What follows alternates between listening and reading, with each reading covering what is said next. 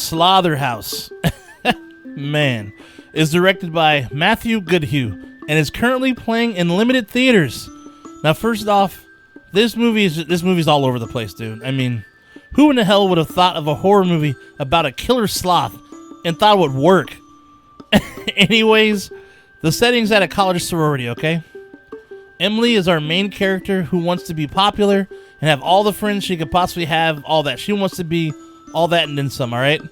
Plus, she wants to become the next president of her sorority. This one day, she randomly runs into this dude at the mall who offers to sell her an exotic animal, aka the sloth. So they set up a date to hook up at his place, and there you go. Now, this is where you have a bit of similarities between this movie and Gremlins, all right? Because this sloth ain't your normal sloth. I'm gonna tell you that for sure. The one rule is you have to give it its medication daily. It's vital because if you don't, it will go ham on your ass, all right?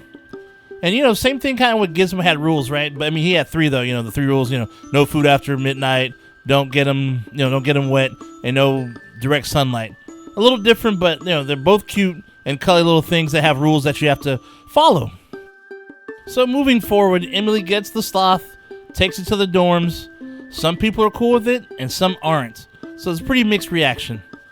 And she decides to name it Alpha. One friend warns her to take it back to the wild where it belongs. But Emily is too busy, you know, trying to be popular and be the new president of her sorority, so she's not really thinking about that shit. Basically tells her to kick rocks. And with Alpha becoming the new mascot as well, she ain't changing a damn thing. And because Emily won't make that change, shit begins to go down. But the main reason why shit went down is because she fucked up. With the only one rule that she had to follow. She just had one! And Gremlins had three! This one, she just had one. That's all she had to follow. Give Alpha its medication once a day. Pretty fucking simple. Any part of the day. Now, Alpha may not multiply into a bunch of gremlins, though. But there will be multiple deaths, aka Soya sessions, to be had. Now, anyways, this movie's nuts, man. I mean, just the thought of it. I'm gonna be honest with you, though. It's very entertaining. Cheese Ball City. Very self-aware, and this movie just goes for it.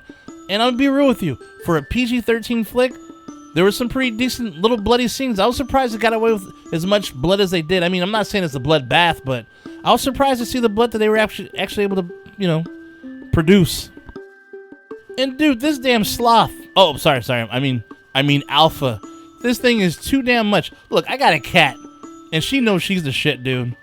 This sloth, dude, thought he was all that and a bunch of bag of chips, all right, man? Let's just say this thing is very different from most sloths, though. I mean, like I said, when you need to medicate it to keep it sane, that should tell you there's something wrong with this thing, dude. But this thing actually is smart as hell, dude. I mean, smart. It knew how to use a computer, dude. Knew how to take pictures and send it to social media. I'm not kidding you, dude. It sent pics to social media, checking like shit out on the internet, dude. I'm I'm sitting there watching with my eyes like, what am I watching, dude? It was so wild. And this thing did not mess around, dude. I'm talking about, I mean, so in the opening of the movie, I'll tell you this right now. In the opening of the movie, it will tell you everything you need to know about this sloth. And let's just say you get a teaser of how this thing rolls, all right? You could almost say this is almost like, I don't know, this is almost like Chucky in sloth form, dude. I mean, when it comes down to it. There's some funny, oh my God. There are some funny-ass death scenes. I mean, this movie just doesn't take itself too seriously, like I said. So, over-the-top death sequences, man. I mean, there's even like an action fight sequence with the sloth in his claws against somebody who's carrying a sword. I'm thinking like Highlander bullshit, dude. Like, for real. It's so ridiculous. Even a fist fight, dude. A fucking fist fight. It's all over the place. It's something else, man.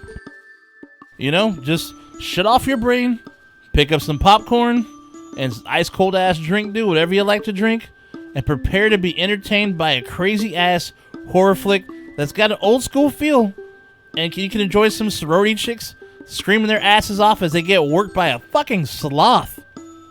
Watch this movie, dude. It may not be like an all-time classic, and it probably won't be one I'll buy, but dude, it was entertaining while I watched it, I'll tell you that for sure. A sloth, dude. A freaking sloth. So since this is another slasher flick I had to review, I have a great one to recommend. It's called High Tension. This is an Alexander Aja classic. It's about best friends Marie and Alexia. They decide to spend a quiet weekend at Alexia's parents' secluded farmhouse. But on the night of their arrival, the girls' idyllic getaway turns into an endless night of horror. Dude, this movie has a crazy-ass twist in it. And actually, it's just twisted in general, though, man. I mean, this is an awesome, very brutal horror flick, dude. And if possible, try and check out the unrated version. I love this movie, though, and it's available on YouTube as well. I don't know if it's the unrated version, though, but it is available on YouTube, though. Anyhow, that's all for today. Stay nasty, my friends, and I will see you at the next one. Shay Nasty out. Have a nice weekend. I'll see you soon. Like and subscribe.